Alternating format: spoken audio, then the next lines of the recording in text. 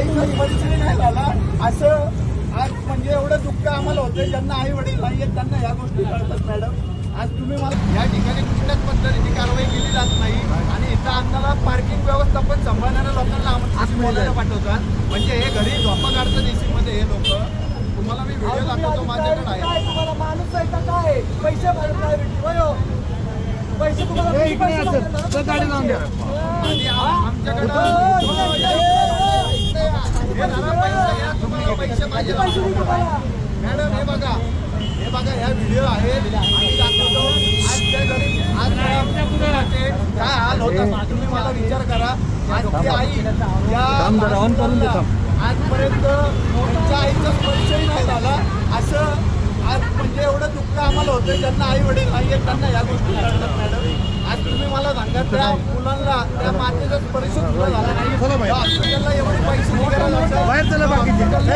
पैसे घ्या सगळ्यांनी आणि तुम्ही लोकांचा जीव कसा वाचू शकता हे सांगा. आज मॅडम तुम्ही आम्हाला सांगा. लहान मुलांना आपण शिकवतो. आज लहान मुलं म्हणतात की डॉक्टर आपण देव मानतो.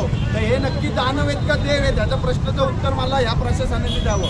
पहिली प्रायोरिटी हॉस्पिटलची काय आहे? पहिलं पैशाचा माणूस की पहिला पेशंट आम्ही वाटा उधळल्यात का तर यांनी 10 लाख रुपये आज ही 10 लाख रुपये रक्कम काय आज ते कुटुंब म्हणत होतं आमच्याकडे 3 लाख रुपये आहेत ते भरून घ्या. यांनी भरून नाही घेतले. ते म्हणजे आम्ही आमच्या जमिनी घाण ठेवतो. आम्ही तुम्हाला पैसे आणून देतो तरी सुद्धा या लोकांनी ऐकलं नाही. आज मला सांगा इथं येणारे हॉस्पिटल हे चॅरिटी हॉस्पिटल आहे. यांनी दीनानाथ मंगेशकरच्या आधी नावाच्या आधी श्रीमंत लावायला पाहिजे. हे श्रीमंत हॉस्पिटल झाले. इथं फक्त श्रीमंतांना धारा आहे. इथं कुठल्याही गरीबाला धारा नाहीये. गरीब आला की त्याला पहिलं विचारलं जातं तुमचं क्लेम आहे का, तुमचं हे आहे का, तुमचं ते आहे का. नसेल तर ते हॉस्पिटल इकडनं ससून हॉस्पिटलचा नंबर देतात हे लोक. ससून हॉस्पिटलचा पैसे दे रे. ससून हॉस्पिटलचा नंबर देतात, नवले हॉस्पिटलचा नंबर देतात आणि त्या ठिकाणी हे म्हणतात की तुम्ही तिथं पेशंट घेऊन जावा. जे प्रशासन जे आहे त्यांनी इथं या हॉस्पिटलचे प्रशासन कोण आहे त्यांना बोलवा.